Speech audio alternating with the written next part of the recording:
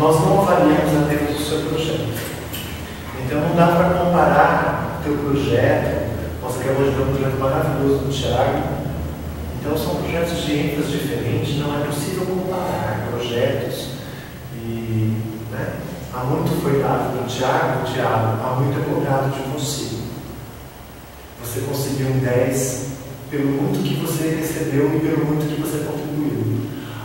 A gente avaliou pelo tanto que você recebeu, pelo tanto que você contribuiu. Legal?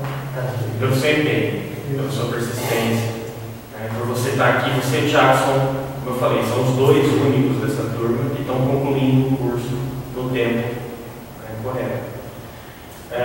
Aos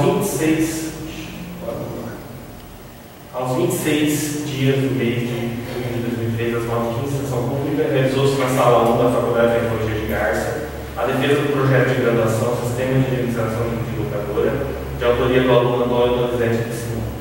A banca examinadora iniciou suas atividades submetendo o aluno à forma regimental de defesa do projeto de graduação. Terminado o exame, a banca procedeu ao julgamento e atribuiu a média 10, considerando o aluno aprovado. Dessa forma, considera-se concluída a defesa do projeto de graduação.